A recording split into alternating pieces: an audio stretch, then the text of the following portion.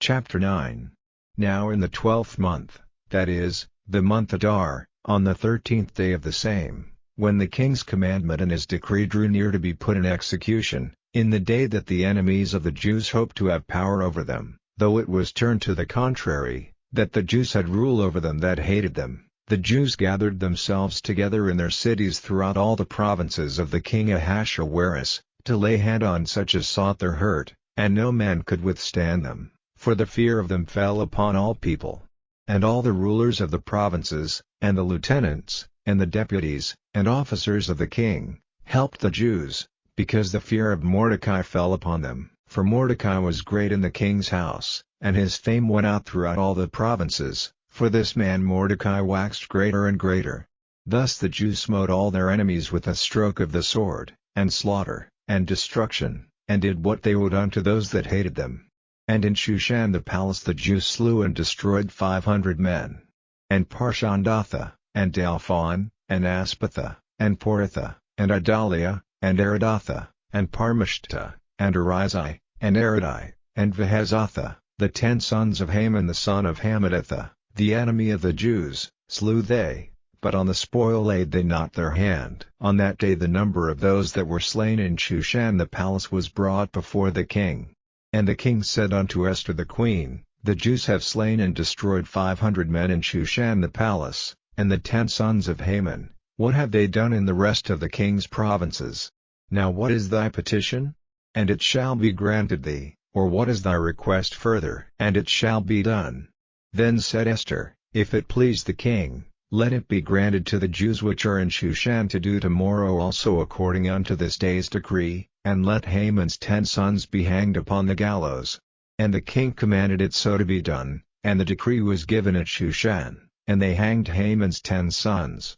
For the Jews that were in Shushan gathered themselves together on the 14th day also of the month Adar, and slew 300 men at Shushan, but on the prey they laid not their hand. But the other Jews that were in the king's provinces gathered themselves together, and stood for their lives, and had rest from their enemies, and slew of their foes 75,000, but they laid not their hands on the prey. On the 13th day of the month Adar, and on the 14th day of the same rested they, and made it a day of feasting and gladness.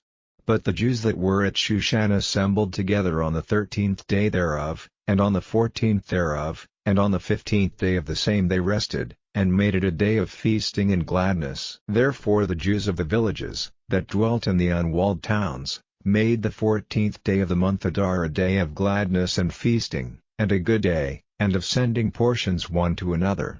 And Mordecai wrote these things, and sent letters unto all the Jews that were in all the provinces of the king Ahasuerus, both nigh and far, to establish this among them, that they should keep the 14th day of the month Adar, and the 15th day of the same, yearly, as the days wherein the Jews rested from their enemies, and the month which was turned unto them from sorrow to joy, and from mourning into a good day, that they should make them days of feasting and joy, and of sending portions one to another, and gifts to the poor. And the Jews undertook to do as they had begun, and as Mordecai had written unto them, because Haman the son of Hammedatha, the Agagite, the enemy of all the Jews, had devised against the Jews to destroy them, and had cast pur, that is, the lot, to consume them, and to destroy them. But when Esther came before the king, he commanded by letters that his wicked device, which he devised against the Jews, should return upon his own head, and that he and his sons should be hanged on the gallows.